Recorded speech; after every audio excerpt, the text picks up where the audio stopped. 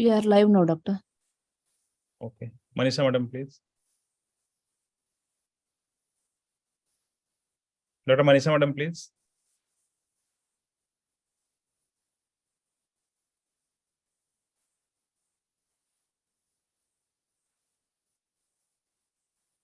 Am I audible? Yes, ma'am. Please. Yes. Am I audible? Yes, ma'am. Yes. Loud. Yes. Okay.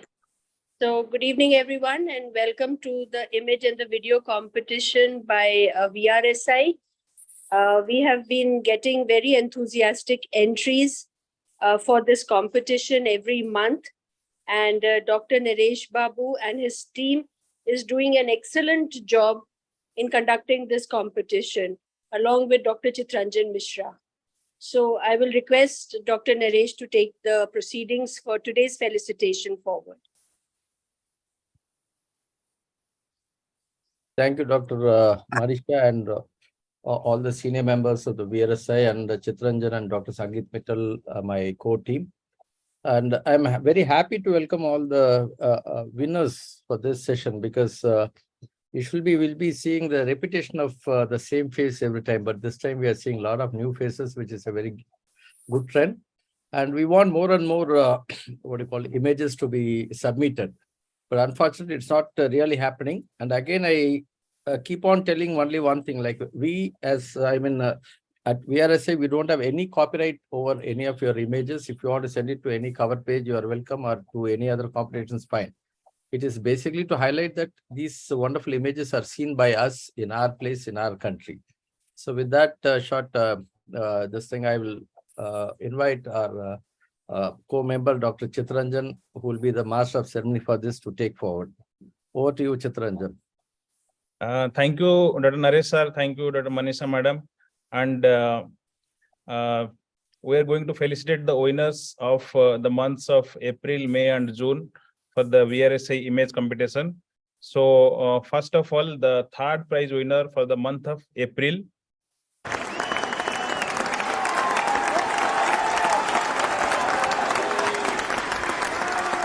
is Dr. Akanksha Sharma. Dr. Akanksha Sharma wins the prize for a very beautiful image of managing a case of subhyaloid hemorrhage by YAG hyaloidotomy. And this is the description she has shared with us. May I request Dr. Akanksha Sharma to please say a few words about this image. Dr. Akanksha, please.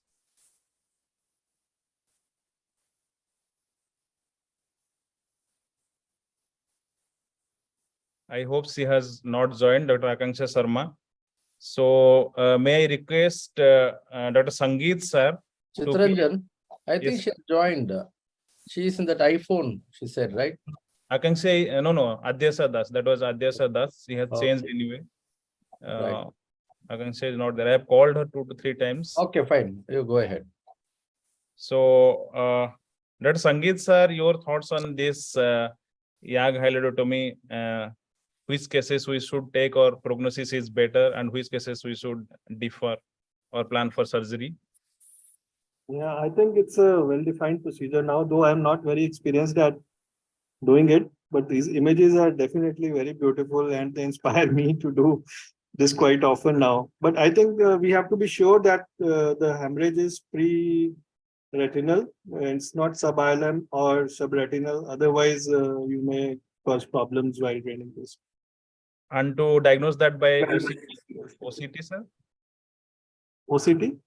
To diagnose that pre-retinal or subhyaloid with the help Yes, of I think OCT is one of the good tools to study the levels of the hemorrhage where it lies. Okay. May I ask Dr. Naresh sir, because he has published something called inverse drainage, which is related to this kind of pathology. Dr. Naresh sir, to please tell what are the indications of inverse drainage in these cases? Chitranjan, first thing is, I don't know whether it's because of the camera, but I think the eye looks like having Oguchis, because we cannot differentiate between the artery and the vein. And there is. I think this is eye-down camera, which. Aiden camera, that's why, sir. Okay, Correct. so that's why. Okay. So no, from here it looks like Oguchis. Correct, correct. Number one. Number two, actually, the most of the hemorrhage is subiolum, which we have proven in one of our publications. Yes, So sir. most of us think it is subhyaloid. Actually, the hemorrhage is subiolum in all these cases. So after the hyalotomy, we have demonstrated the presence of ILM in these cases, number one. And number two, the one series which we have published is the inverse drainage, where if the lower edge of the subhyaloid or subiolum hemorrhage is straddling the fovea, for example, it's slightly below the fovea, but if it is slightly above, it is very dangerous to hit at the most dependent part. So we might injure the fovea.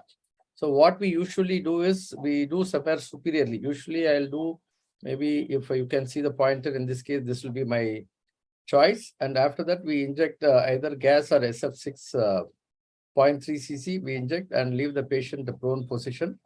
And in fact, all the blood under the ILM is expressed out in 24 days, hours time. Yes, sir. And it slowly gets absorbed. So this we call it as inverse drainage, especially when the lower margin is straddling. We don't need to do in the dependent portion. We can do it in the non-dependent part and we can inject the gas. So that's what we have published actually. Yes, sir. Nice point, sir. And in fact, if we hit it very close, then macular hole formation can happen also. And there have been publications on that also. Yeah. And it's 0.3 cc of 100% SF6, right, sir? Yeah. Yes, sir. Thank you, sir. So, yes, sir. Muralidhar sir is there actually. He wants to.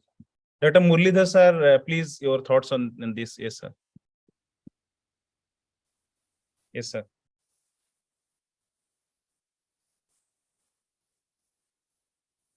Sir, I think you are muted, sir. Muted. Sorry. Yes, Yeah, sir. it's a good picture. I think they have captured the successful YAG laser hyaloidotomy very well in this photograph. And as Naresh was pointing out, somehow the fundus background was looking different when that probably related to the camera itself. And we do YAG laser hyaloidotomy quite often in our practice.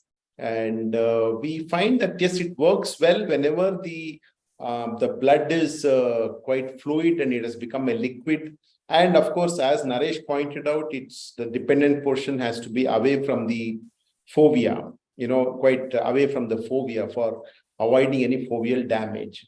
And the interesting concept of an inverse drainage, which I have never tried that, but in a situation where the fovea is very close to the intended drainage site by YAG laser, definitely that is another option that, that opens up. So interesting, but a good picture and a good, capture of the success of YAG laser. Thank you, sir. So Dr. Akanksha wins a certificate and Ranjan? Yes, sir. Just a point, it was 1064 or 532 which was used. The laser. Yep. She has not given that. I wish she was over here to describe. No, the thing is, previously people used to use 1064, but now it is done very well with 532. 532. 532. Yep. Yes, sir. I think if it is written as YAG lasers, probably with 1064. If it is done with the 532, it would have been probably written as a green laser. Yeah, probably. I think most people do YAG laser, although, as you said, green laser also works. But it's a little bit more tricky to do with green laser than with the YAG laser. With the YAG laser, it's a lot more easier. Yes, sir. But we have been using only green. But the only trick is using the settings actually. Yes, correct. Yes, sir. And sir, one additional thing is that in diabetic preretinal hemorrhage, it does not work so dramatically. No, it works. If it is little older. Most often in diabetic preretinal hemorrhage, we don't try this much. It can work, but the problem is most often the blood does not get liquefied so easily in diabetics compared to the traumatic or post-RAM or some of those cases. Yes, so our YAG laser hyalotomy has been mostly in non-diabetic eyes. It can work in diabetic eyes also, but somehow in our hands, we find that it is better managed with the vitrectomy because there are other pathologies there. which might be needing vitrectomy in those situations. So the only difference is we have tried in diabetic also, we have got a series. Two different things which we have to do is we have to do PRP along with the hyalotomy in these cases because these are all PDR hemorrhages, number one. And number two, as you said, it doesn't work, but it works only with either C3F8 or SF6. So it is a combination of hyalotomy with the gas. It works in diabetic PRH. And along with that, we complete the PRP in single sitting in most of these cases. So we have given the option to the patient, and it takes some time for the blood also to get absorbed from the vitreous cavity. So people will lose the vision initially, and then they will slowly regain. Yes, sir. So Dr. Akansha wins a certificate and 2,000 rupees as the prize money. Then we move to the second prize of the month of April.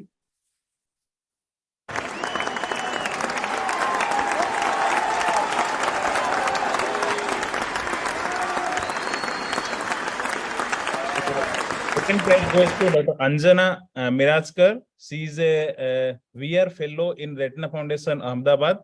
And this is the award-winning image, a case of spontaneous RP rip.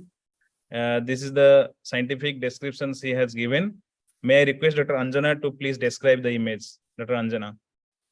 Hello and good evening, everyone. Am I audible? Yes, please bit louder. You are very slow volume. Am I audible? Is the volume okay right now? Still not okay. Can't Little hear you at all. I can't, we can't hear you at all. we can't hear. You have to be louder. Hello, right now it's fine. Are you using any headphones? If you are using any headphones, just remove them. No, ma'am, I'm not using any headphones. This is without headphones only. You are barely audible. Very Not few. using headphone, then you use headphone. Yeah. Hello. Am I audible? Chitranjan, Yes, sir. she can wait. We can go to first and come back so that she'll be ready by the time. Okay. You connect with some other system, Dr. Anjana. So, okay. So we will go to the first prize winner of the month of April.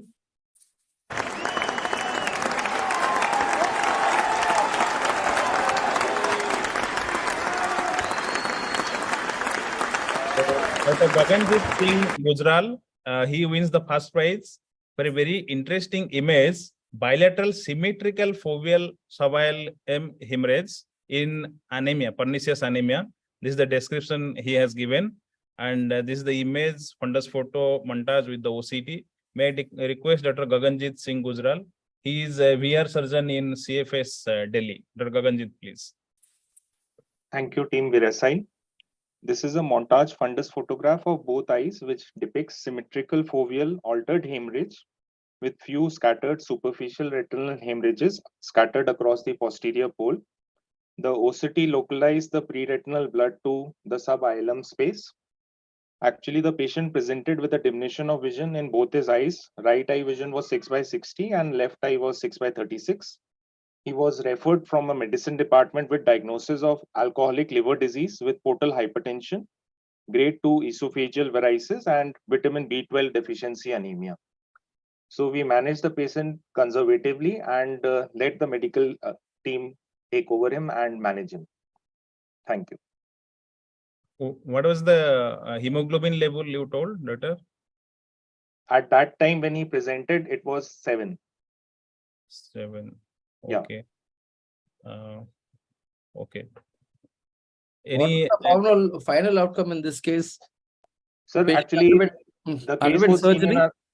no, the patient didn't undergo surgery. The patient, because he was an alcoholic, we followed it up. He was referred from a medicine department and then lost to follow up. Then he didn't come back, but actually we could get the photographs. This was seen in our medical college, sir. Okay. Okay. So comments on this by Manisha Madam, please. Dr. Manisha Madam. So hearty congratulations, Gaganji. Thank you, ma'am. And so proud that you have won the first prize for the month.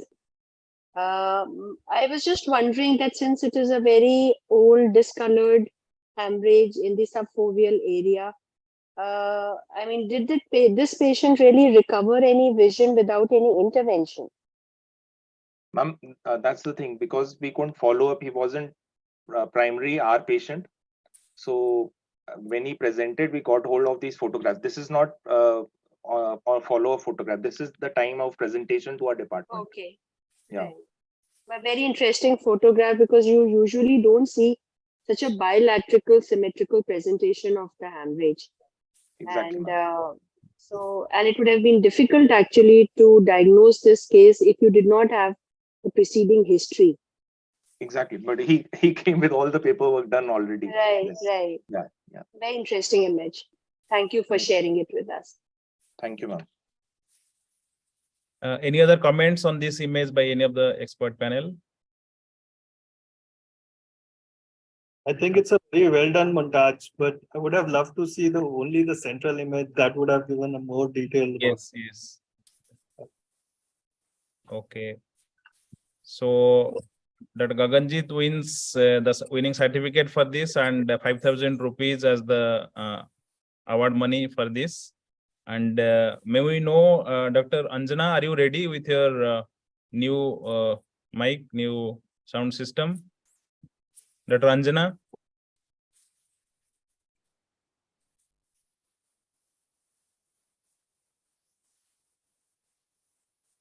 Are you there, Dr. Anjana?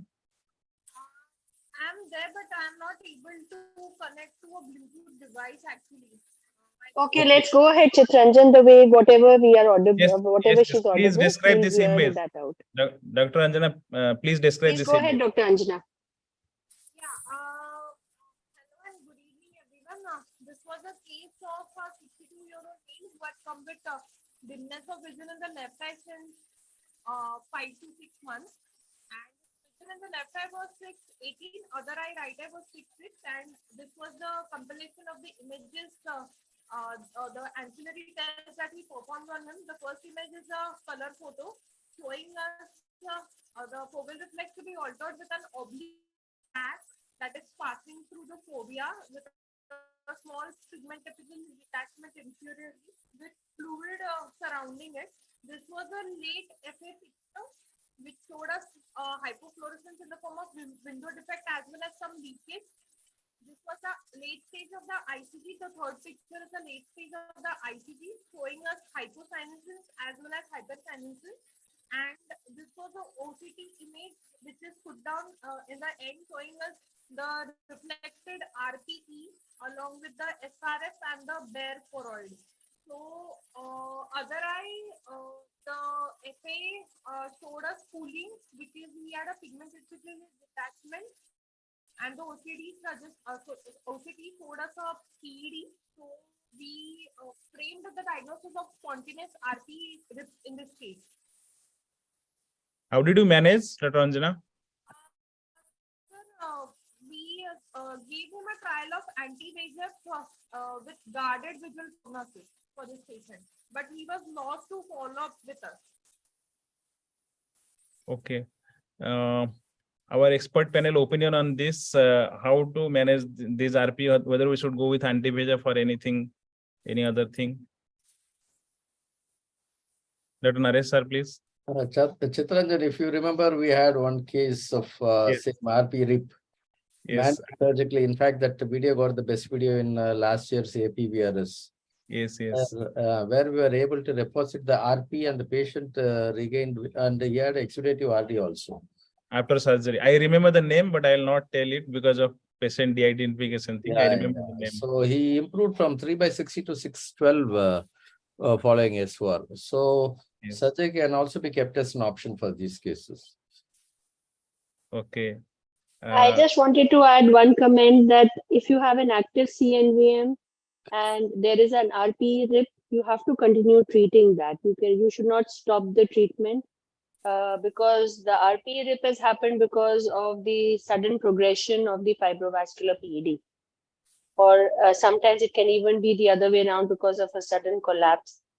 But I think people get confused that we should stop treating the patient because there has been an RP rip. I think we should be very clear that the treatment needs to continue. Yes. Any comments from Sangeet sir or Muralidhar sir? So it's very nice. Actually, the OCT image I think is very nice in this. He has captured it beautifully. The one thing I would like to see in this is autofluorescence also. Yes. So if there is RP rip, I think autofluorescence itself will give you a very good diagnosis. Yes. One thing missing in the FFA is like the FFA generally shows an hyperfluorescent area in the RP rip, but the surrounding areas are hypofluorescent. Something amiss over there. That central foveal area, you mean to say that, sir? No, the whole of the area. See, Okay. happens is rip is the RP gets folded. So where it is folded outside, the area becomes hypofluorescent. Okay. Okay. Yeah. I think you are seeing the hypofluorescent area on the temporal part of the rib, I thought. Yes. That is where probably it is folded. Otherwise, I would have, if I had seen it, I would have probably thought that whether it's a traumatic choroidal tear, Yes. of course, the size and the, it would have been more concentric, little Concentric. more Ah, curved. I think Yeah. early FFA picture would have been better. Like, As regards to the treatment management, Chitranjan, what you asked, I agree with Manisha. If it is underlying cause is either PCV or AMD with the CNVM, then definitely continuing anti-VEGF therapy is what is required. Although the vision may not improve, but I think continuing anti-VEGF therapy helps to maintain at least the existing vision. And usually what we have seen in our own experience, after 2-3 injections, the eye becomes more quiet and generally we are able to probably observe them, yeah. Okay. So the consensus from this discussion is that if we have a CNBM with RP-RIP, we should continue the anti-VEGF treatment, and surgery should be kind of customized for very, very selective patients. So congratulations again, Dr. Anjana. Surgery, I would say, is reserved for patients who have either a large submacular hemorrhage. I'm interested to know whether, I don't know that video that Naresh was referring to, that the patient have any hemorrhage in addition to the rip, or what was the reason for operating, Naresh? No, sir, it had only rip with the exudative RD and the rip was involving the fovea. Okay, so okay. we deposited the, what do you call it, the RP or the macular area, and then kept him under PFCL for a week, then exchanged with oil, and oil removed at the end of 2 months. Okay, okay. Because the patient had an initial vision of 6/6 part and he had only PED actually, for which Eylea was injected, then he developed a rip. So it was a big nightmare for us. A person from 6'9" after the injection going for 3/60. So we were desperate to do something to regain his vision. Very, very interesting. Very interesting. If you have the link to the video somewhere in YouTube, please send it to Yes, us. sir. We'd love to watch that, please. Yes, sir. So some people have also tried the autologous RP choroid graft over this Yeah. after detaching the retina. Yes. How much it works. No, we do that in all this submacular bleed or the plaque. But some people claim very tall results, but I don't know. We have never seen any case improving beyond 660 or 636. Dr. Naresh, it's a very interesting surgery what you have described. So did you detach the retina and then replace the RP back? Yes. Retina was detached and replaced. Very interesting. Okay. Thank you, sir. So congratulations, Dr. Anjana. She wins 3,000 rupees and a certificate. And Gaganjit already has described his image. Then we move to the winners of the month of May. So the third prize.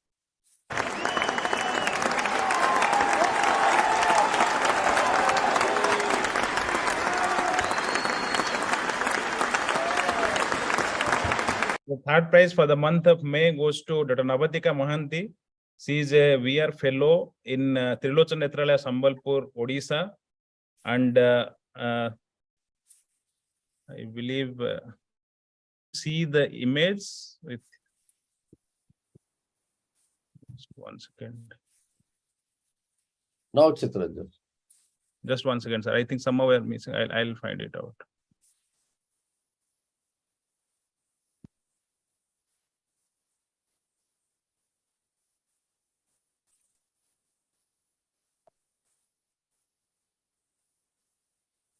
Ranjan, she got the loudest applause.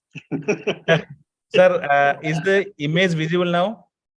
Yeah. Yes. Yes. Somehow that was a technical mistake. We could not see the image. So this is the image. Navatika, you please describe this image.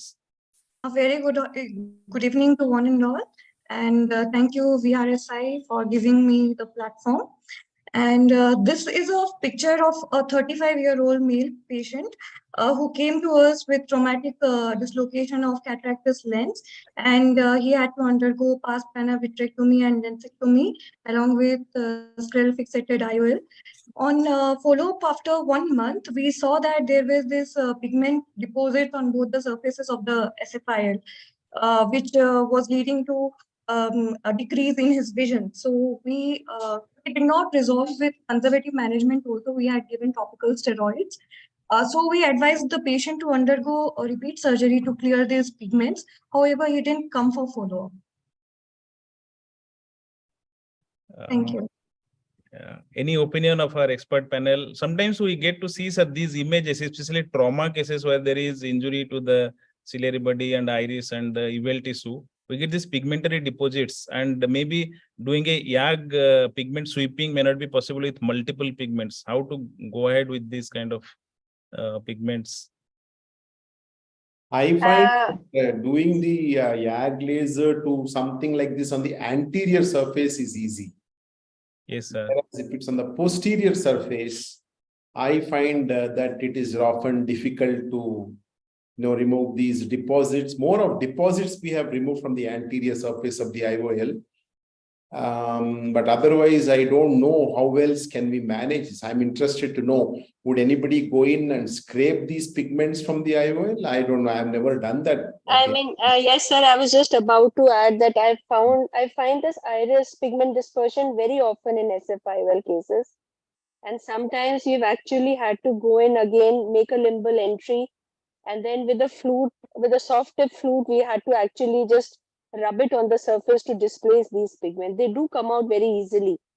And it's less traumatic than actually trying to do a YAG laser, because very often you would otherwise land up with the pitting of the IOL. Yes. And they're just adhered like they're not very densely attached to the surface of the IOL. So with the sweeping of a soft tip flute, it comes out very easily. You can use this polisher on this capsule polish. Yes. But will it form again? That's the $1 million question. Yes.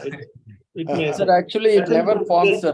This is Okay. because of the pigment mixed with the viscoelastic, which most of the posterior segment surgeon never bother to wash the elastic at the end of the surgery. So that's what we have found. And as it was discussed by Dr. Manisha, but we use actually the Thanos diamond scraper just to gently scrape.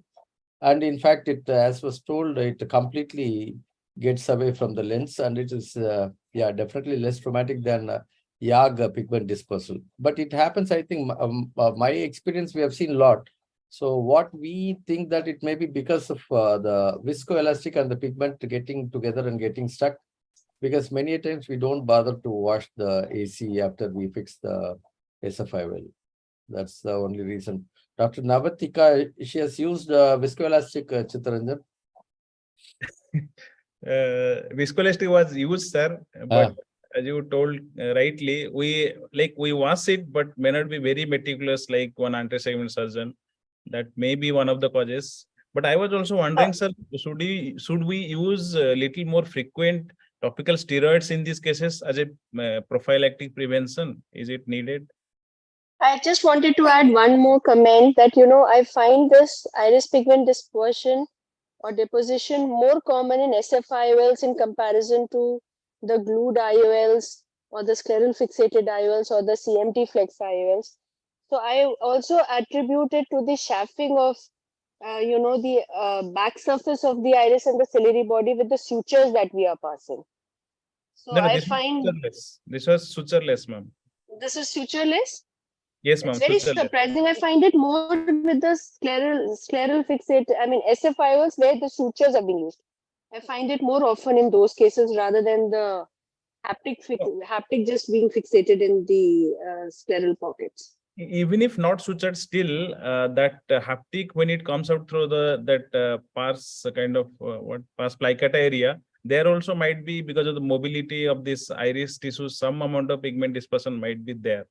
You cannot. It's more Yeah, common yeah. with interiorly placed lenses, I think. You place it a little bit interiorly, it is more common. If you place it Yes. slightly further from the iris, it will be less common. Okay, so we used it usually 1.5 mm to 2 mm from the limbus. That distance we take.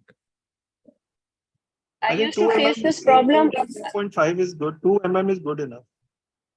Okay, 2 sometimes we see a lot of problems. okay.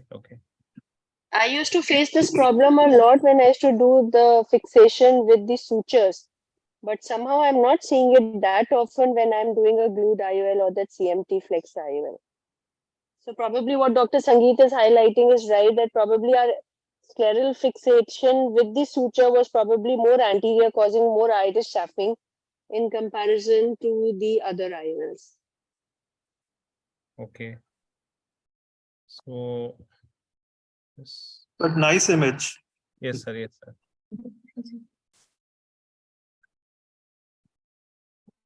Okay. Makes me feel like it is a loaf of bread with some kind of seeds embedded on it. Yes. So, congratulations, Dr. Nabatika. She wins the certificate and 2,000 rupees. Thank you. Thank you. And the second prize winner for the month of May.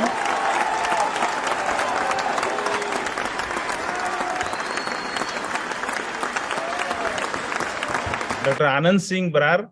He is a VR fellow in LBPI Bhubaneswar.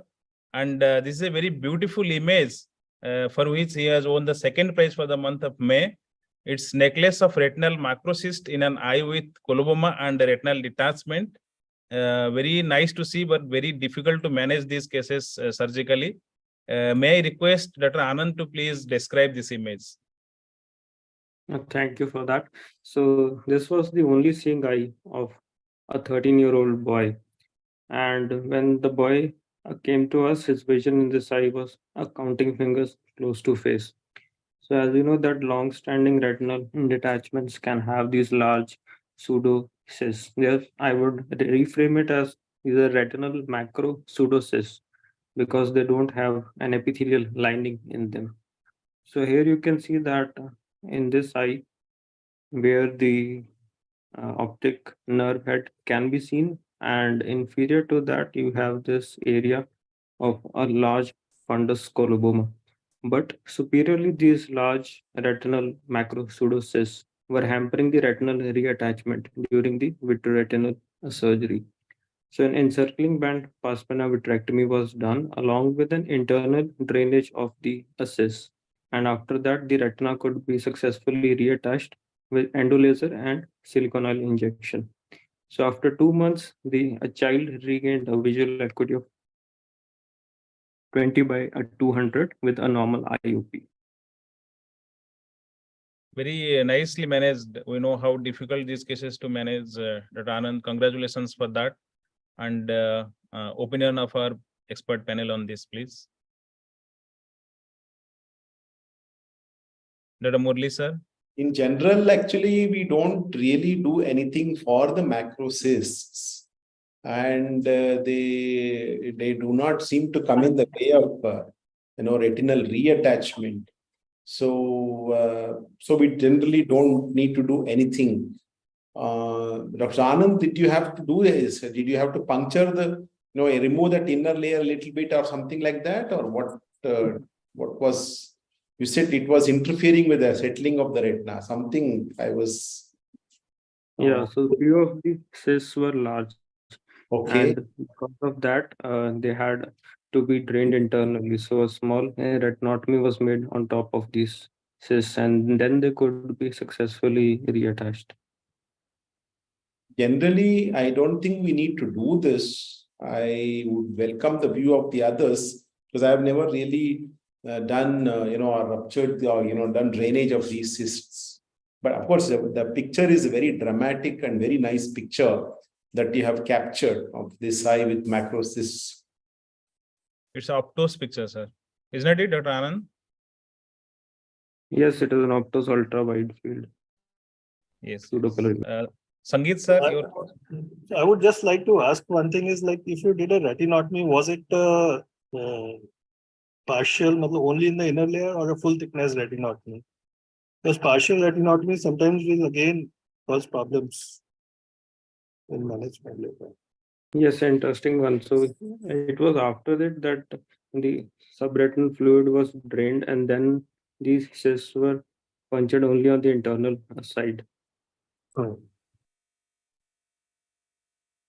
Naresh, sir, your opinion on this, please. No, like as told by Muralidhar sir, we will not touch the cysts because they don't usually interfere.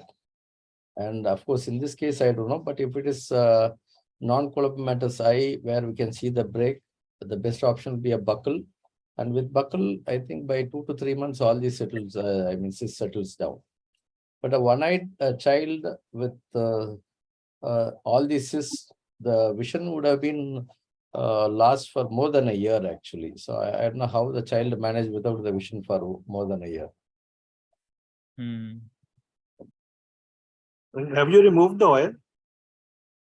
Yes, he told they have removed, and the final vision was how much? 2200? Yes, Yes. 20 by 200. Yes, sir. Manisha, madam, your thoughts on this? I Please? think it's very guarded prognosis case, and so the patient has really. They managed very nicely. No, I would agree with what has been already said, but here it is a desperate situation because the child is one-eyed. So I probably would not opt for a buckle in this situation and opt for a vitrectomy, because it seems to be a long-standing RD. So there are quite an extensive, there would be PVR changes as well. So, but I would surely not touch these cysts because I don't think it's going to really interfere with the settling of the retinal detachment. And since they are so extensive, I think they are best left alone. Okay. Then Manisha, madam, vitrectomy versus vitrectomy plus encirclers, one band. Which one you will prefer? Yes, I will do a vitrectomy with encircling band. Okay. Done. So again, congratulations, Dr. Anand, for that difficult case, nicely managed, and he wins a certificate and 3,000 rupees. Then we move to the first prize winner of the month of May.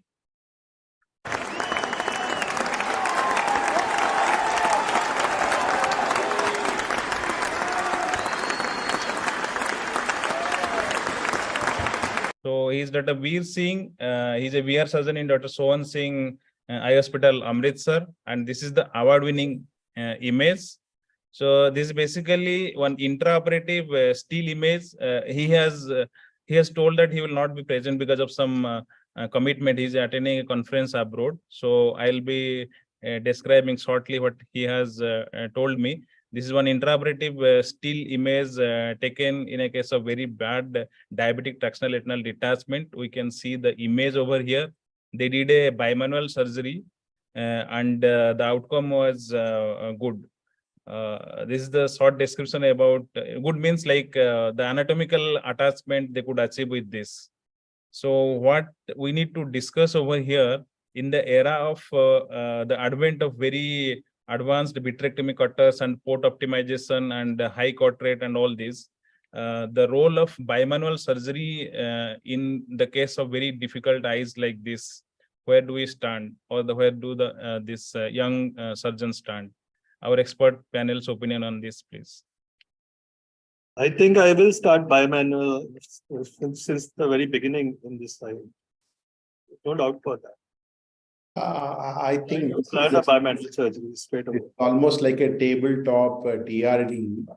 Yes, sir. The modern cutters allow us to do a lot more things, but this is a case where as Sangeet said, I would put in a chandelier and go with bimanual right from the word go, because here the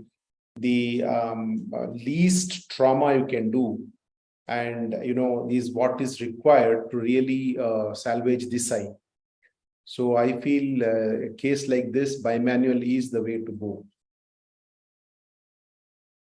And I still use bimanual surgery. I have not dispensed with it. And even though we have 10,000 cutter, 10,000, this cutter and all that, we still use bimanual surgery, whenever we have challenging cases. I think this still has a role. Okay. Dr. Naresh sir, please, your thoughts on this. Yeah, agreed, Chitranjan. Actually, when some people say that I don't use apart from the cutter, I do everything with my cutter. I just think to myself that, man, you have not operated the difficult enough case. That's the only thing I can say.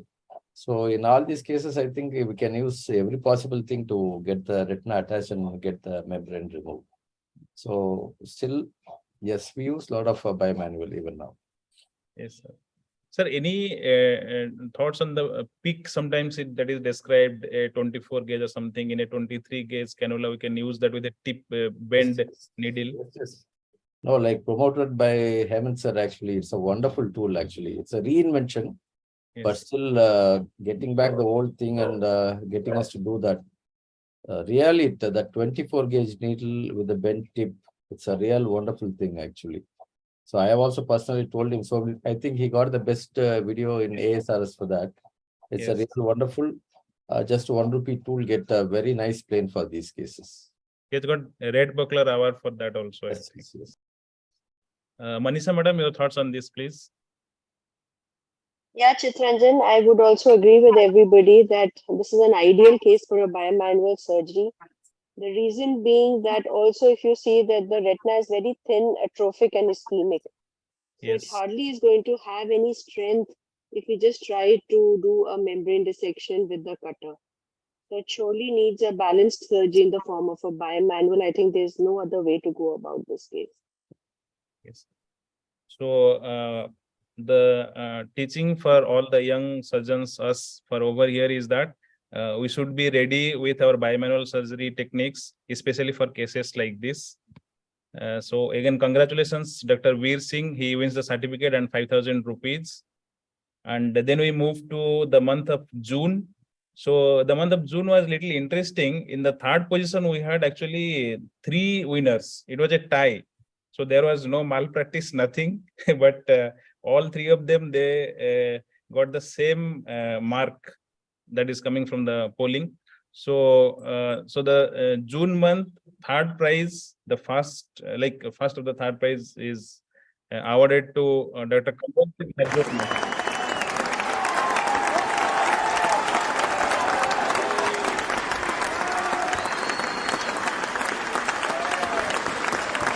So congratulations, Dr. Kanwaljit. And this is the beautiful image that is titled Sunset with a Starry Sky.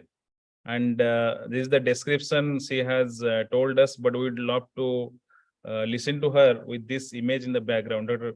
Kanwaljit, please. Good evening, everyone. This is ultrawide fundus photograph of a young female patient of VKH. This is in the chronic recurrent stage after the resolution of the acute uveitic phase. In the chronic phase, there is immune-mediated, this is destruction of the melanocytes. So the choroid will have bright orange-red appearance. So this is the sunset glow of the fundus. And we can see multiple nummular chorioretinal atrophy areas in the mid-periphery. They are because of the focal destruction of the RPE with the chorioretinal adhesions. Nice. So you have used the montage in Claros, right? Yes, Right, yes. This is Claros images. Yes. So Claros with montage, actually, we can go beyond 200 degree, it seems. So nicely, they have captured the peripheral lesions in this also. So any thoughts on this, Dr. Sangeet sir? You are very close to the image. I have taken this image. Yes, sir.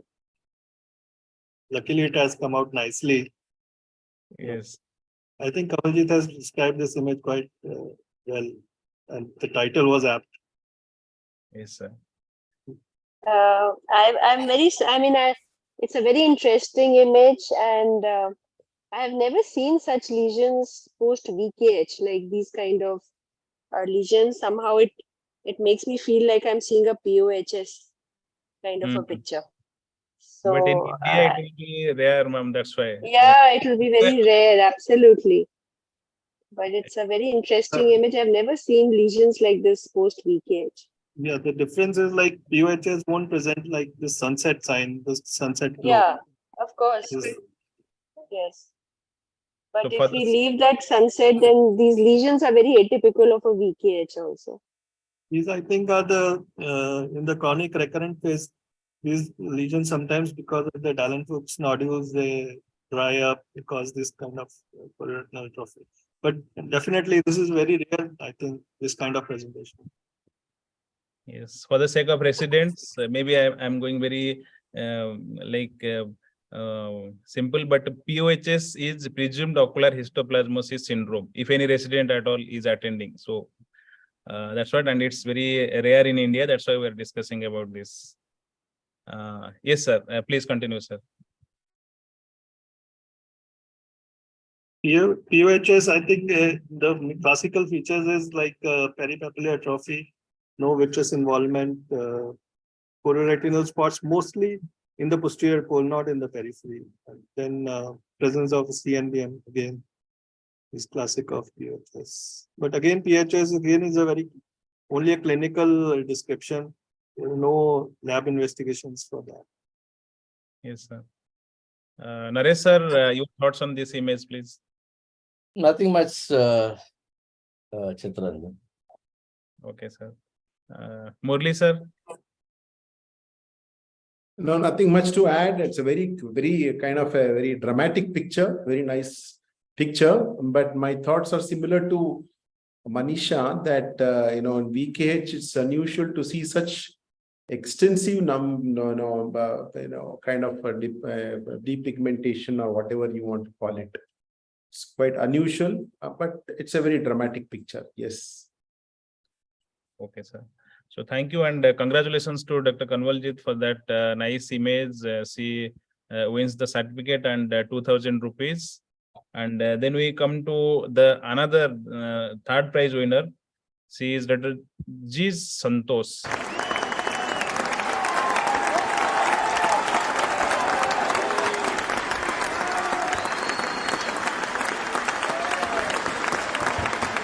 Dr. G. Santosh is a VR fellow in Dr. Girdhar Eye Institute, and she wins the award for this image titled "The Crown of Impending Doom."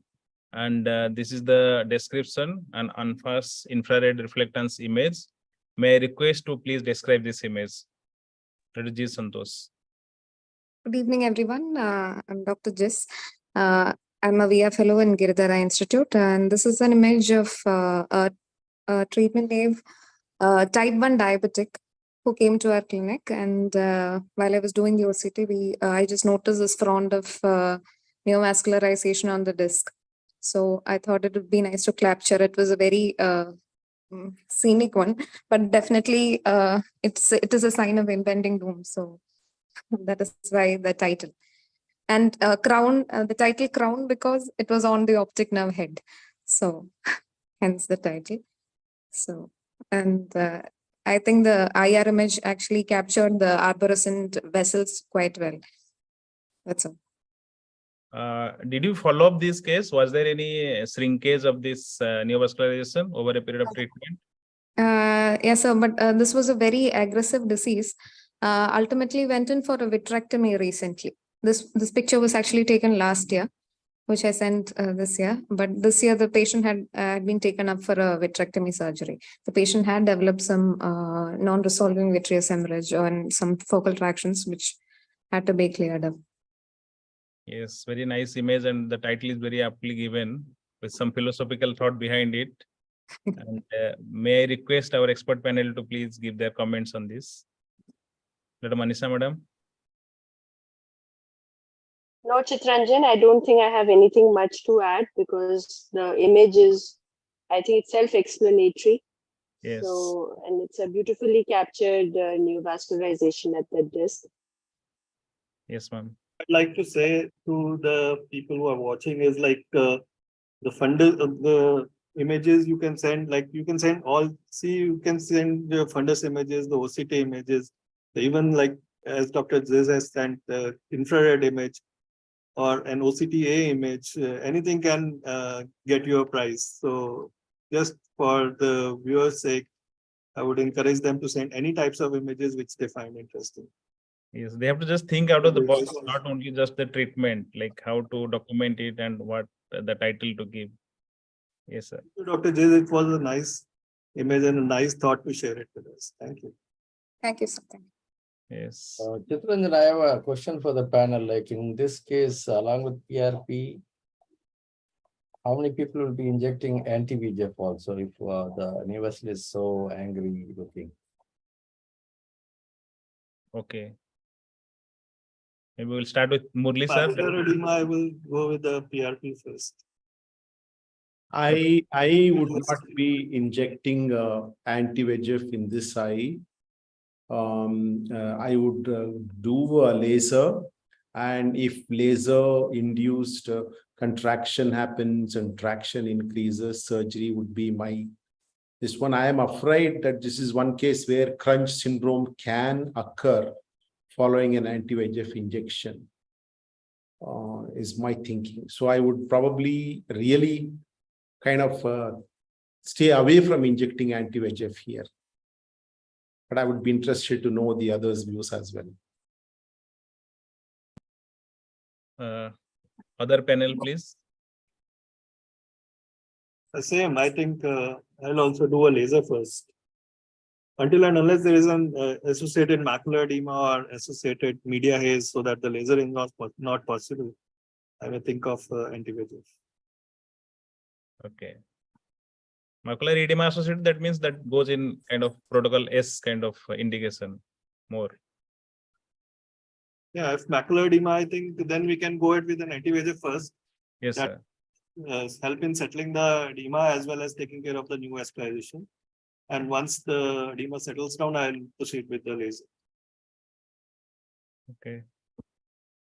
Others, please. PRP versus PRP plus anti-VEGF. Actually, we are having two arms, sir. Like we have just a slightly modified protocol S. So in one arm, we inject PRP along with, inject anti-VEGF with PRP. In another, only PRP actually with the sham. But we found that in a combination group, actually the disappearance of the shrinkage of the new vessel is much better.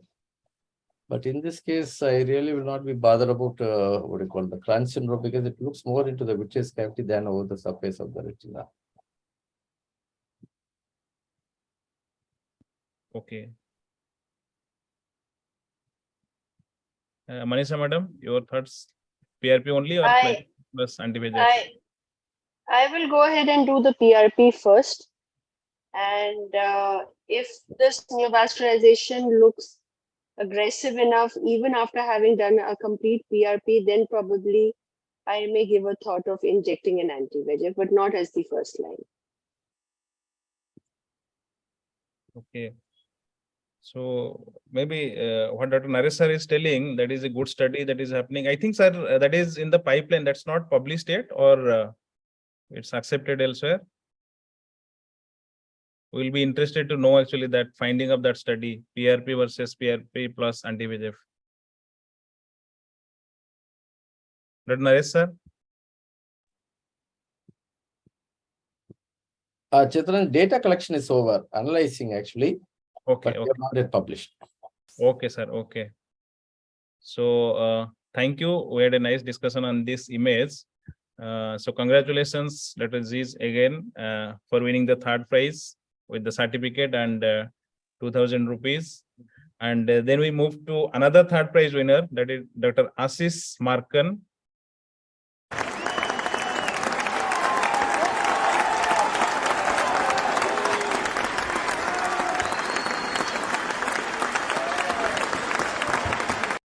Dr. Ashish is a consultant in vitreoretina and uvea in I7 Hospital, New Delhi, with a very strong CV, all of us know.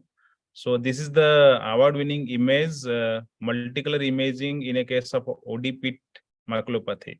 So this is the description he has given. Dr. Ashish, please describe this image. So like to thank VRSI for the award. So this was basically a 30-year-old male who presented to me with gradual painless diminution of vision in the left eye from last 1 year. And he was diagnosed clinically with an optic disc pit maculopathy. So this is a multimodal imaging which we have performed on Spectralis, Heidelberg. So the first image, if we see clearly, it shows various multicolor image features of an optic disc pit maculopathy. So we can see a well demarcated dark black area in the temporal aspect of the optic nerve, which was suggestive of an optic disc pit. And it looks very different from rest of the neuroretinal rim. So we can very clearly delimit the area of optic disc pit. Then coming on to the macular area, we can see that the macular area, it appears slightly green, which is due to the retinal elevation.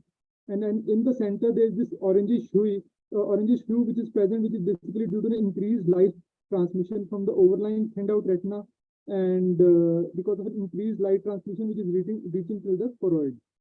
Then the second image, which is the fundus autofluorescence image, it shows circumferentially arranged hypoautofluorescent lesions, which were actually the laser marks. So we retrospectively asked this patient on clinical examination. I missed these laser marks, which were very faintly seen. So when we retrospectively asked this patient, he told us that yeah, he had gotten a laser therapy done about a year back. So these were basically somebody tried to do a laser delimitation at the optic nerve edge, but the fluid had not resolved.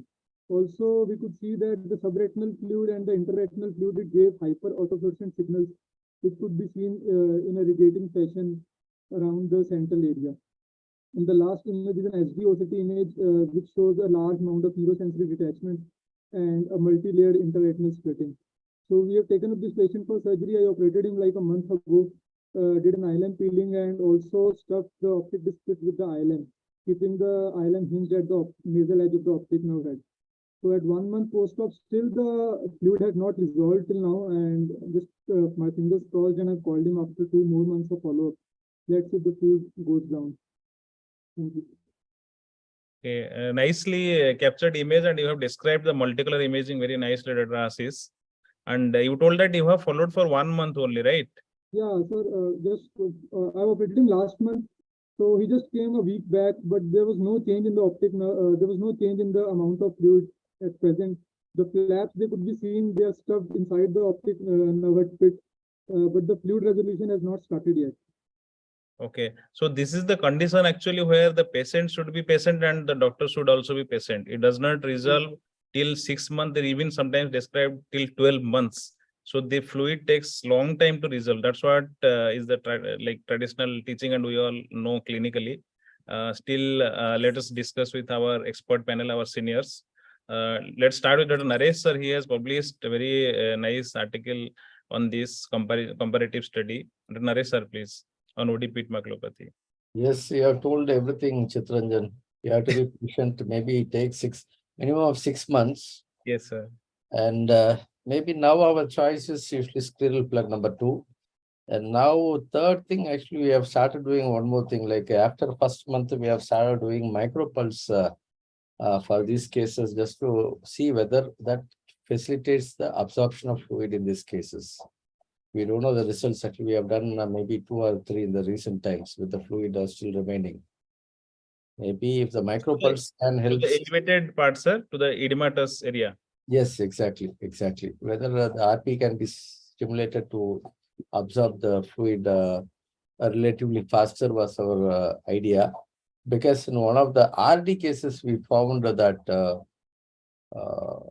working well. Actually, for 8 months, the fluid was there. Then we did micropulse. By 9th month, the patient was actually from 636 to 612, we improved. In fact, he was 66 when we operated for the first time, just macula off. So we don't know. We'll wait and see what happens when we do the micropulse for these cases. That's it. Okay. Dr. Murli, sir, your comments on this, please.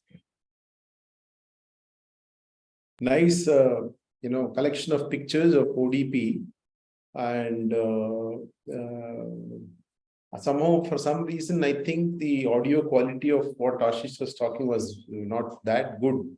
Yes. Whether the problem was with his at his end or my end. But optic disc maculopathy, again, like it's always challenging. And of course, as you said, it takes time for any treatment, even, whether you do vitrectomy, whether you do gas, whether you do laser, like laser has been done, like, you can see the Laser marks. the autofluorescence that shows the laser spots so well here. So whatever you do, it takes time for the response, and the treatments are as variable as they come, because everybody has their own experience. Our experience is limited to doing vitrectomy and probably doing an ILM flap, where we don't do ILM peeling over the fovea, and we do the ILM peeling next to the disc and then invert the flap over the area of the pit and then do a fluid gas exchange. And we have found reasonably satisfying results with this. I don't really have any experience with the micropulse laser. We don't have micropulse laser, and I don't really have any experience with that. Okay, Dr. Sangeet, sir. I think observation is now the only thing that we should be doing. I would be interested to know the results of micropulse once these are out. But for now, I think observation, I'll just observe this patient. Answer about the fovea sparing versus a complete ILM peeling, you prefer anything? The central island. In chronic cases, definitely a fovea sparing works better, because then the chances of a macular hole, vitrectomy macular hole are less. In acute cases or in very fresh cases where there is a lot of retinal tissue in between, I'll go ahead with do a complete ILM peeling. As I've seen that if you do an ILM peeling, the absorption of the fluid is faster. I don't know why. It's faster than. Okay. Dr. Manisha, madam, please, your thoughts on this, especially the fovea sparing versus complete ILM and the faster resolution and formation of macular hole as a side effect. In this case, though, I won't do a complete ILM peeling. I'll do a fovea sparing. Okay, okay. Manisha, madam, please.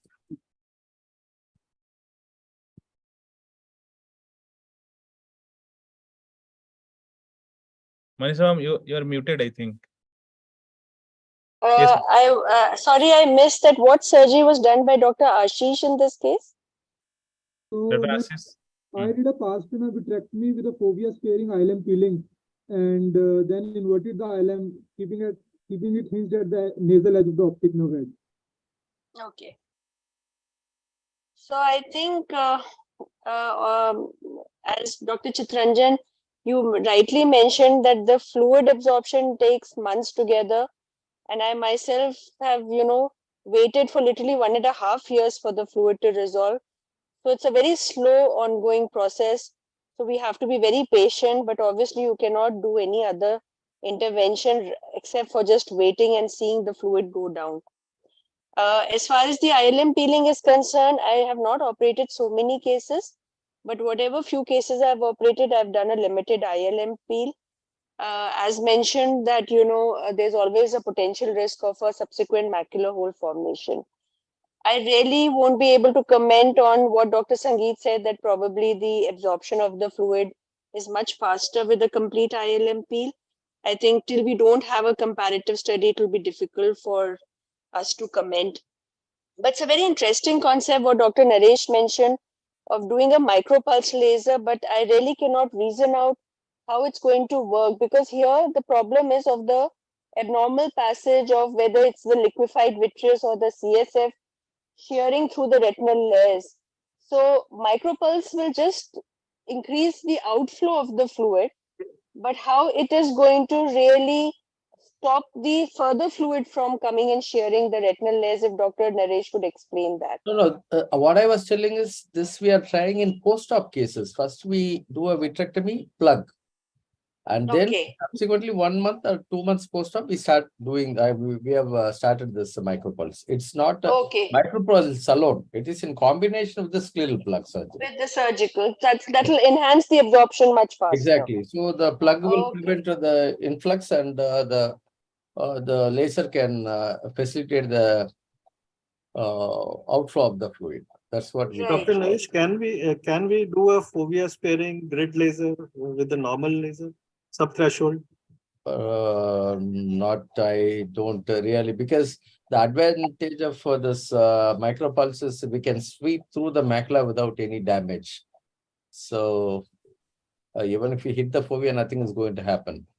But red laser, no, we have not done. Maybe we can try and see. I think that will be possible only when we have a very large pocket of the fluid area. Then only I think we'll be able to do a sub-threshold grid laser, Dr. Sangeet. But usually these pockets are very limited and, involving the foveal area. But the main purpose of the laser is to stimulate the RPE. Yes. And ma'am, I just had a question that what would be the choice of tamponade, whether it would be long-acting gas, oil, or whether SF6? Any particular experience with any of these gases? I think now though it should be observation only. It should No, not sir, go against because in this case, I had actually put an SF6 gas. I later on thought that maybe I should have put CCF8 rather than SF6. Would it have made any difference? I don't think so. I don't think so. Naresh, Dr. Naresh, will you comment on that? No, all our cases only SF6. I keep Yeah. telling only 2 cc SF6. So in fact, almost 13, 14, close to 15 years, we stopped C3F8. I think even Chitranjan would not have seen C3F8 when he was with us. I Yes, don't know sir. if he's using it now. I have seen other consultants using, because when I joined fellowship at that time, some more consultants were there in Arvind Madurai, and within 1 or 2 years they have left. So some of them I have used, like faintly I remember at that time, but mostly it's 2 cc of 100% SF6 with that venting technique that we do. We completely open that infusion cannula and do that venting technique. That is already also published by you.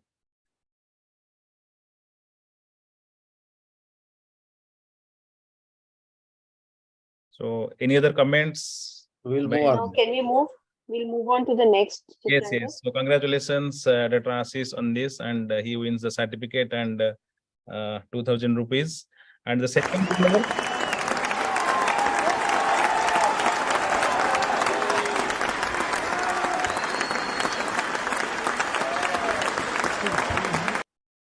winner, is Dr. Adyasa Das. She is a medical retina fellow in Trilochana Netralaya, Sambalpur, Odisha.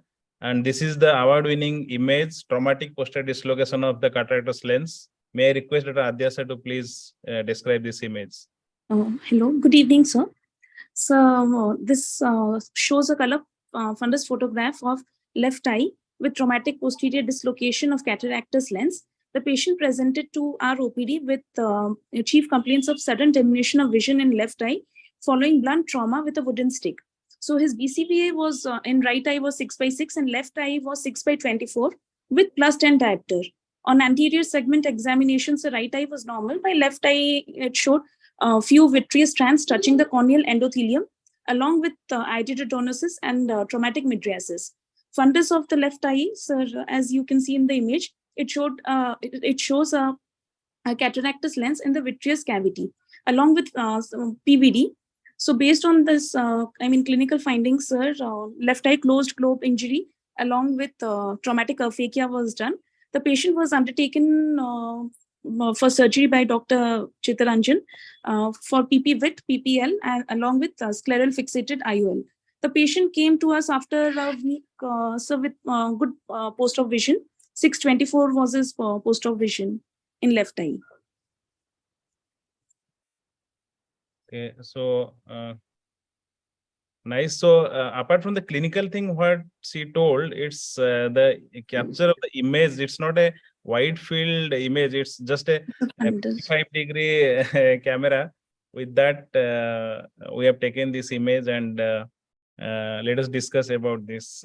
Our expert panel's comment on this, please. Yeah, I think it's a very nice image. I have tried to capture the lens many times, but I failed because the lens just sinks down. And to Yes. get it this small camera, it's quite nice. This is a very nice image.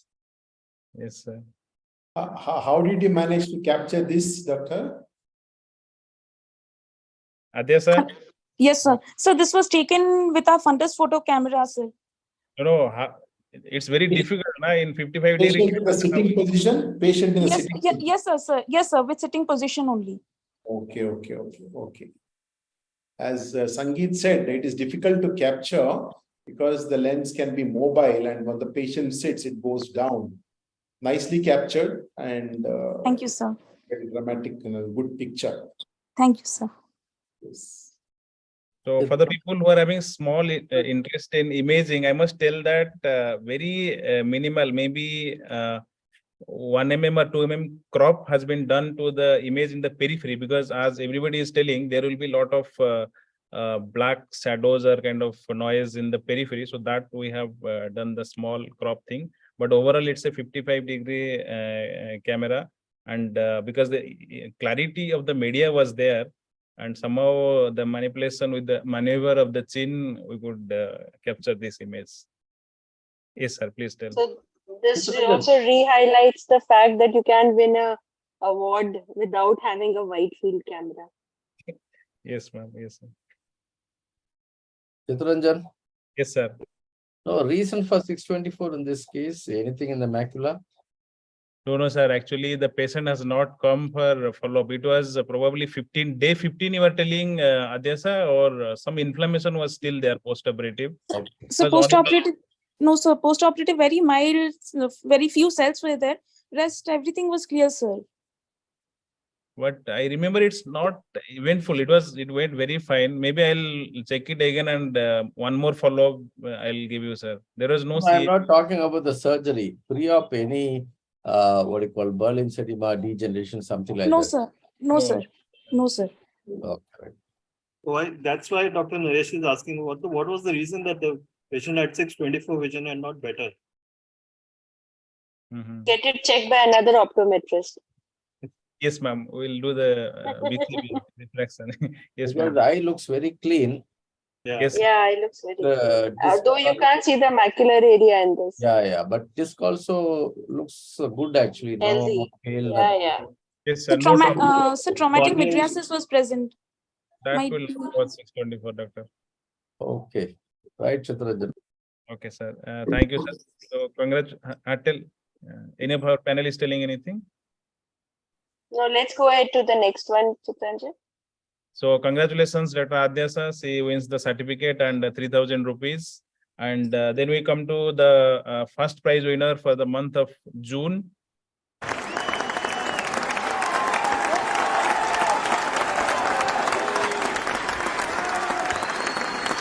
Dr. Rushik has won how many awards till now? Dr. Rushik Patel, she is a very experienced VRSI image taking doctors and award winning doctors. And I must tell, he has won so many awards before, and he was as a VR surgeon in Bhagyodaya Hospital, Himmatnagar, and Globe Eye Clinic, Ahmedabad. And this is the award winning image, Garland of Silicon Beads. And just to inform you all, this has already been published as the cover page image in the Eye Journal. Isn't it, Dr. Rushik? And with this, I invite him to please describe about the image. Dr. Rushik, please. Thank you, Dr. Chitranjan. This is a Swapshot's OCT image of a 62-year-old male presented very long after a vitrectomy with siliconol injection for rhegmatogenous RD. I think it's 1 to 2 years back. He was presented after vitrectomy, and on presentation, it was observed that the posterior pole was all covered with emulsified silicone oil particles. So we did OCT, Swapshot's radial scan OCT passing through the optic disc, and it showed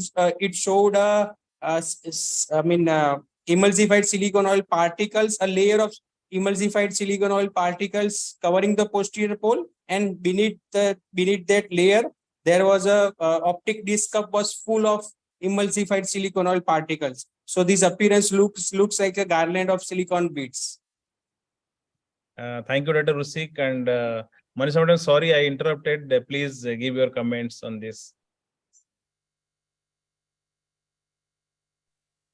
No, Chitranjan, I was just saying that Dr. Rushik Patel is a very constant winner of this competition. So I was wondering that how many prizes he has won till now. And this again is a beautiful image that he has captured. It is just that, you know, one person has to be very observant and document it properly. Sometimes we see these very often, you know, but we don't think of capturing these images. So my congratulations to Dr. Rushik. It's a beautifully captured image again. Thank you, ma'am. Just like if you can remember Dr. Jeet Santosh image also, that was also a similar kind of picture, not very much a kind of fancy like Dr. Kamal, that Dr. Harjot Madan, Kanwaljit Harjot Madan. That was very kind of scenery, beautiful image. But these images are also these need out of the box thinking. So this is again for all our viewers who are watching this. You don't need to get always a very high-end camera or anything. You just need to continue your regular treatment for the patient and just think out of the box how you can document the things and you can submit it. So with this, other comments by our expert panel, please. Actually, Chitrajan, recently I have seen a case where they have removed the silicone oil, but the ILM was peeled irregularly. So we have seen the, what you call, the silicone oil, emulsified silicone oil under the ILM, sub-ILM. Sub-ILM.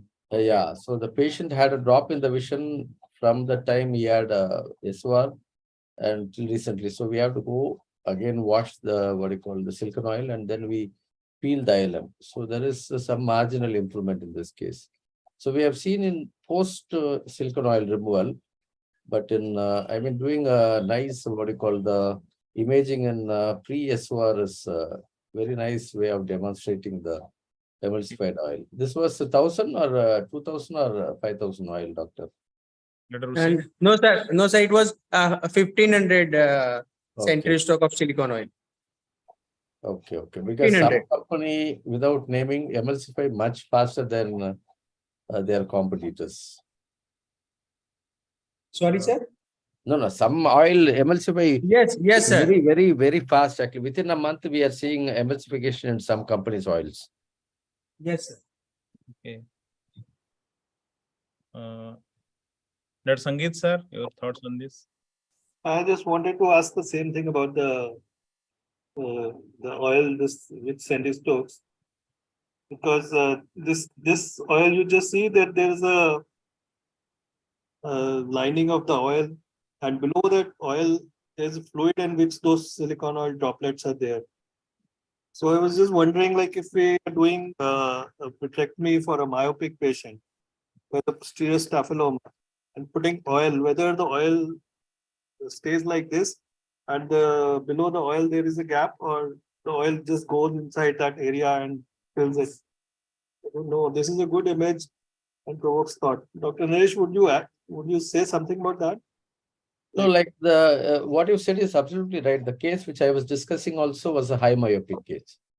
So I think they have tried the ILM peel and they were not complete. So wherever the ILM was detached, under that this emulsified oil has gone and started dissecting that. So would you prefer a low viscosity oil in those cases, or a higher? No, usually we go for 2,000 nowadays if the patient can afford, especially in myopic eyes, because without any, what you call this, interest, financial interest, alchemy oil we have used a lot. So especially 2,000 centistrokes of alchemy is a wonderful oil. And the reason for using it in high myopic eyes is our experience is if the axial length is more than 27 millimeters, usually they require 2 bottles of oil. But whereas this alchemy comes with 15 ml. So instead of opening 2 bottles, we thought the 1 bottle is fine and 15 ml is fine for this. And the emulsification is also delayed actually. So we use that oil for most of our cases, especially in my opinion. And they have got 5,700 also, but wonderful quality oil, bit expensive. Sir, in Ryan, it is mentioned that highest like it is 10,000. I don't know whether practically any of us has used. No, the highest I have used is 5,700.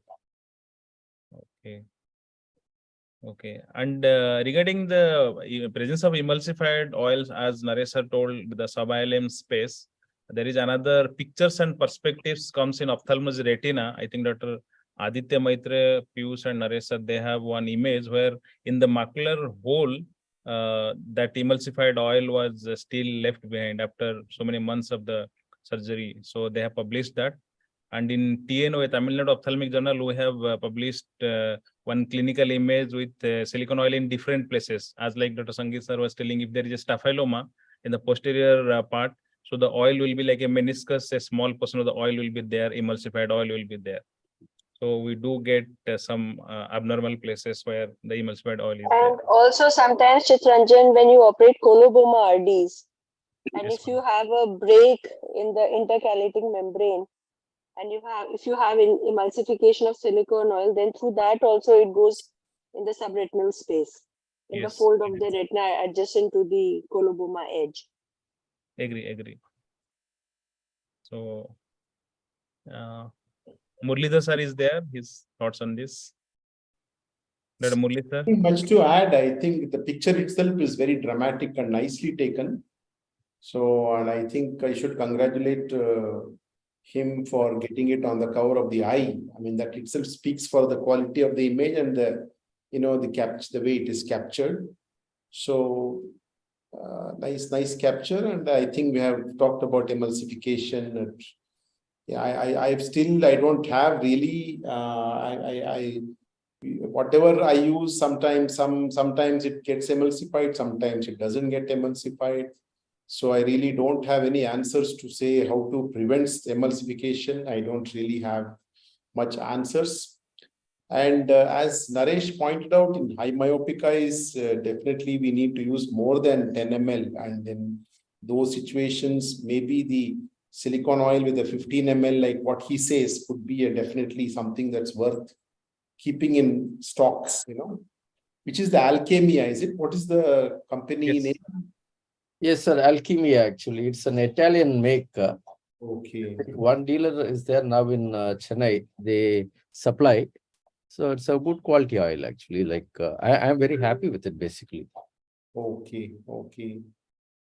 Then recently, I think Orolab is is supplying the 1,500 centistokes oil. No, they stopped. Pre-filled syringe. Huh? They completely In stopped. pre-filled syringes, sir. No, they've come up again with pre-filled syringes of silicone oil. Rather than giving the silicone oil in a vial, Orolab has come up with 1,500 centistokes in syringes which can be directly connected to the machine. Okay. No, actually, we tried that, but they have got certain issues with the syringe system. So as of now, it's not working out well, I think. I don't know about what they are supplying to you in Delhi. Actually, they came and gave us the syringes saying that probably they need an adapter to connect it to the Constellation machine. It's not working with Constellation is what they told us. Oh. So they need a kind of an adapter to connect those syringes to the machine. Whatever 1,500 I am using, it's in the vial only. Must be an older supply. I'm not sure. Could be an older supply. No, sir. This has been recently launched. These pre-filled syringes have just come up. Okay, I haven't really seen them. Yeah. Yeah. I think just about 2 weeks back, they came and gave it to us to try it out. Yes. So congratulations again, Dr. Rusik. He wins the certificate of the first prize and 5,000 rupees. So this brings us to the end of the felicitation ceremony. May I request Dr. Sangeet sir to please say a few words to encourage the young people to submit images. Dr. Sangeet sir. Thank you, Chitranjan. I think this was a wonderful session. And I think I'll just say that the easiest way of not winning is simply that you are not participating, right? So my advice will be just to keep posting images, and you never know when you will post a winner. So I think Dr. Murli is here. He is the senior most. He should put some words of encouragement for all of us. Yes, yes. Thank you. I think I must first, say a big thanks to the team that's doing this wonderful work. That is Naresh, Chitranjan, and Sangeet. They are really taking so much of interest and doing such a nice job of running this image contest. And I have seen that, such an improvement in the quality of images, what we are getting now. And as Manisha was pointing out, any image can get you a prize. It could be a fundus image, it could be an OCT image, it could be even be an autofluorescence, or even if you don't have a wide angle camera, all you need is that imagination and the creativity to capture the image. And so I congratulate all the winners, and I really hope we are able to attract more and more youngsters, more and more people into our contest and get even good images. And we look forward to having more participation in our image contest. So congratulations to all the winners, and really, really thankful to the team for running this show so well. So thank you, sir. With this, we hand it over to Dr. Manisha, madam. No, thank you so much. I think we've had a wonderful session of felicitating all the winners. And I think it's a big encouragement to the other participants to send in more images. And we look forward to having more interesting images in the coming months. And thank you to the entire team, Dr. Naresh, Dr. Sangeet, and Dr. Chitranjan, for taking this forward so enthusiastically. So thank you, and a very good night to all of you. Just a suggestion, actually, like to Dr. Manisha, like so much of discussion is happening and only we are discussing. Maybe for next felicitation for the month of July, we can have a panel of experts. They can discuss the image, and for every month we can form a panel. They can also join, so that yes, that's a wonderful suggestion, Dr. Naresh. we can do that. We can invite a panel. Yes, so that will be nice for others to also listen to what. Absolutely. Yeah, right. Sure. Well taken. Thank you. Yeah. Congratulations to all the winners. And with this, we come to the end of this felicitation. Wait, Chitranjan, you are the hero, boss. You are the man behind the show, actually. So you are the backbone or long bone or all bone. You are. We are just the skin covering it. No, sir. Actually, whatever I have learned from seniors, that's what only I am doing, and it's nothing. No, we're not exaggerating. So 99.98% work is done by Chitranjan. Congrats, Chitranjan. No, numeratic people, sir. Actually, they are they are also helping a lot. Numeratic, Manjula madam, Sai sir, and Prem Kumarji, and all that team. I'm sorry if I'm not taking any name, Arti madam. No, technologically, I'm not denying. They are doing a fantastic job. Without them, it's not going to be possible. Yes. I'm not denying that. No, but this thing. So logistics, they are taking care of. Yes. So giving the clap to the winners, long clap. Good. Also, we need to think how we can increase the viewership of these things. Yes. That is something all of us can think and see. We come with innovative ideas to attract more people to participate, in these. Actually, sessions. Yeah. We go to so many conferences. Many people are going. Actually, we can ask them to put this as an end slide so that people also will be aware. Actually. So, Dr. Naresh, are we allowed to put these images on the VRSI website? Yeah. No problem. In case they say that they got it published, then we can withdraw that. If the image goes to ASRS or somewhere, and if it is published there, then we can withdraw it. Otherwise, the rest of the images without any issues, no copyright issues, we can have it, I think. And sir, one more information for all our doctors who are submitting images, that maybe in a couple of weeks or so, we are changing the pattern with which they are submitting. They are now submitting to support@vrsi.in. So now it will be like the abstract submission, how they are doing the abstract submission, because actually we have to work a lot with the quality of the images and all. I must not tell individually, but there are so many award-winning images which we have actually edited. Edited means not doing a favor to them, but it was so much so that we cannot send it for the polling. So all these things will be eliminated by filtered. So for this, with the help of numeratic, we are coming like it will be abstract kind of, so that they cannot exceed this image, and the title will be like that, and maybe it will be little more refined, the quality of the images and the text. We're working on that, sir. Definitely. Yeah. Yes, sir. Right, Chitranjan. Thank you, sir. Thank you very much. Thank you, and good night to all. Thank you all panel, and congratulations. Thank you. Thank you. Thank you.